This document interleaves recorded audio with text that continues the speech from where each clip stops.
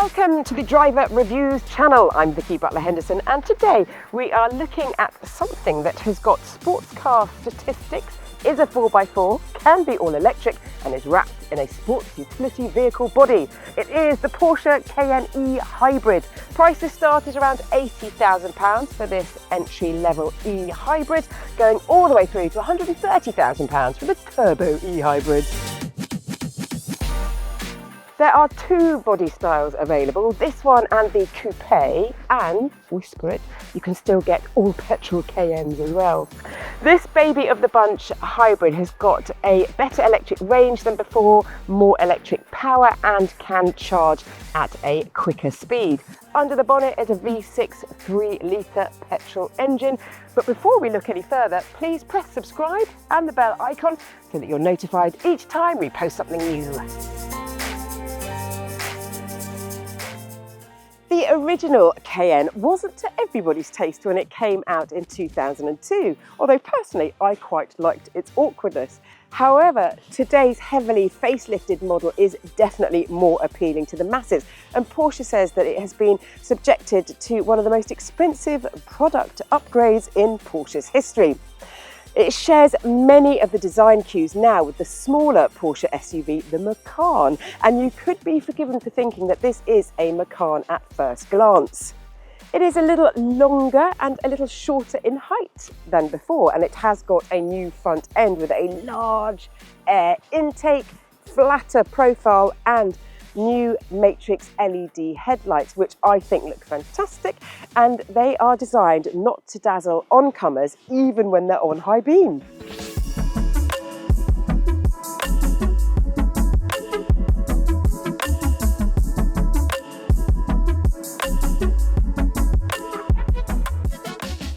The wheels themselves are 1 inch more than before, so 20 inches now is the standard wheel size. Around the back there has also been some work, including this glass bar which spans the width of the rear and illuminates at night to tell you without a doubt that this is a Porsche. I like that. Open it up and you get 627 litres of boot space. Now that is more than the larger BMW X5 hybrid rival, but when you fold the seats down in here, the BMW is bigger. This car doesn't have a 7-seat option, but it can tow a lot. Once you have paid £1,000 for the electrical extending tow bar, you can lower the car as well to help with hookups. And Porsche clearly knows its customers well, because many will tow horse boxes or race cars, and this is actually a tow car of the year.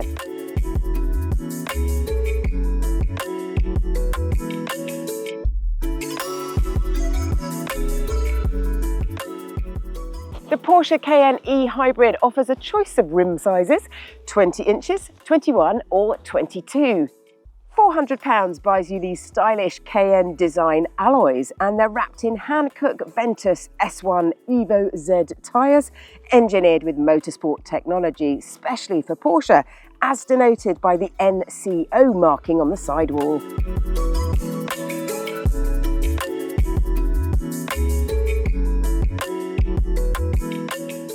It may be smart on the outside, but it is incredibly dapper on the inside.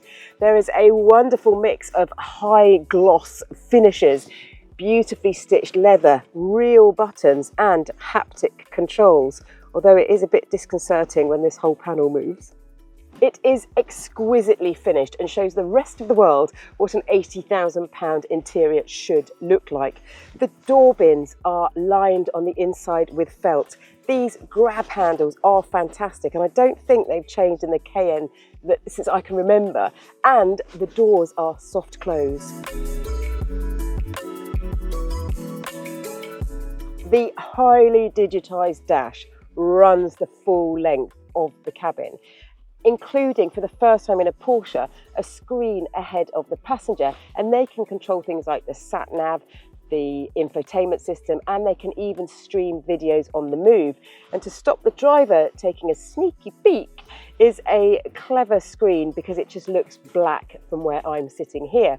Now, Porsche isn't the first company to make a screen for the passenger, and I honestly think it answers a question that no passenger has ever asked. However, it would have been better, in my opinion, to put a screen behind these front seats for the kids, because the children are always asking for a screen.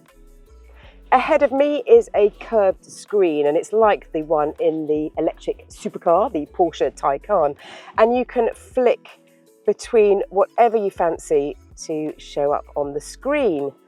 My preference, though, is for a G meter reading and a rev counter. I'm very simple. Then you can move about all the modes as well. This middle screen houses most of the car's tech, and you do all sorts of things in here, from Apple CarPlay to setting a lap time.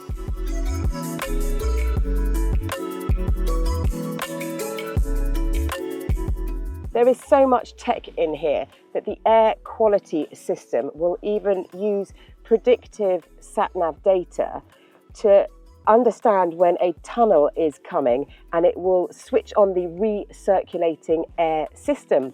If you want to ionize and filter out even more stuff, then you can, for an extra £300. The gear selector has gone from being here up to here, and it does take a bit of getting used to, but it does mean that this center console now is fuss-free. Under here, you have got a wireless charger, which not only is a fast charger, but it's also cooled, because mobiles can get a bit hot when they're being charged in the car. You've got a little storage pot here, 2 cup holders, and some storage under the armrest, the sliding armrest. In the back, it is spacious for 2 people. These seats are split 60-40, and they will slide forwards and back as well to give you more room, or the boot more room. They also recline a little bit. The person in the middle, though, does get a slightly hard seat, and they will be fighting for some foot space with everyone either side. But the person in the middle does get full control of the ventilation system and the heated and cooled seats, and who gets to use the USB-C ports. DriverReviews partners with many of the largest tyre retailers in the world, bringing you thousands of verified and unbiased customer tyre reviews. Our independent reviews cover over 70 different tyre brands across all price ranges, and feature leading brands including Goodyear, Dunlop, Michelin, Continental, Hankook and many more. So when you're searching for new tyres, look out for the DriverReviews logo to give you peace of mind that the reviews come from real customers just like you. To discover your local DriverReviews partner website and to find out the winning tyres of this year's Customer Choice Awards, visit driverreviews.com.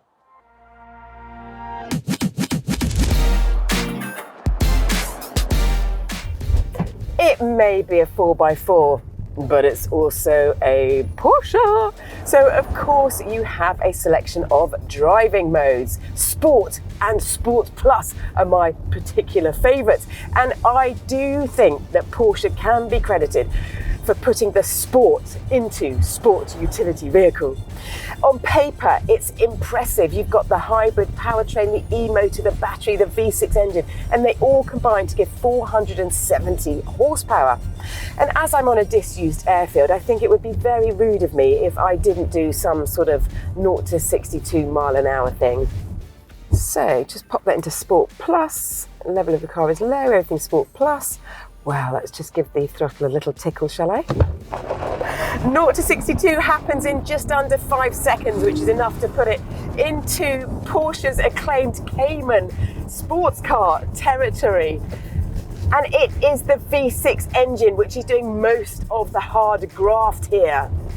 Feeding all of that is an 8-speed gearbox, which is so faultless and smooth that the only way I can tell if a new gear has been fed in is by looking at the numbers on the dash.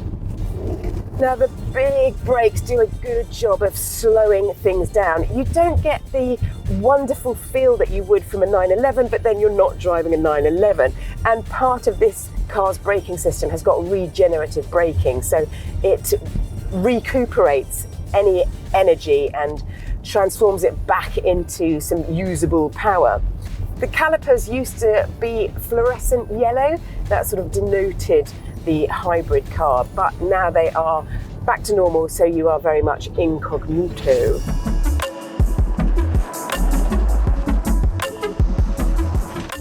Having a hybrid car is a bit like having 3 cars in one.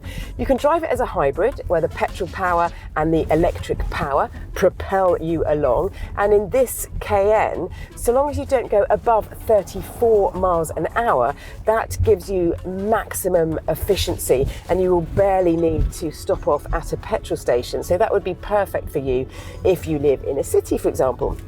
Then you can use the car as a petrol engine only, using the V6, and that happens automatically when you run out of electric power. Now the V6 engine can actually put up to 80% of juice back into the battery, which is useful, or you can just plug it in at home and you will get full battery charge in about 2.5 hours using a home wall box. And then of course there is the full electric mode. It will go for 56 miles like this, which isn't quite as good as BMW's X5 hybrid, but this car will do 84 miles an hour in electric only, but not for long.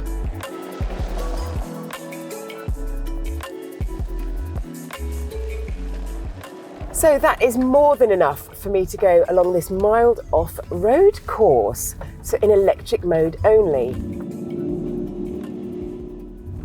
Oh, that noise is pretty horrific. Can you hear it outside? Oh, it's worse outside. Oh dear. Right, I'm gonna stop, put it into off-road mode and see if I can go off-roading in electric mode only. No, I can't. So the engine has kicked into life, and I'm actually quite grateful because that whining is gone. So this car has got optional extra air suspension. It costs £1,800. It comes standard on the models above this spec. It is worth it because it will raise the ride height by 45 millimeters at the touch of a button. I've also got on this car a £1,300 option of rear steering, and that really helps in tight turns, so city parking, and of course little off-road courses like this.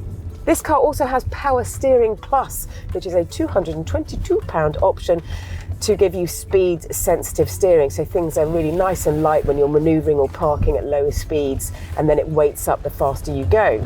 I would definitely have all of those options, and of course this car comes with the Porsche Active Suspension Management System, PASM, which basically the car monitors every millimetre of road surface you go on to give you the optimum driving experience for whatever you have asked for in the system.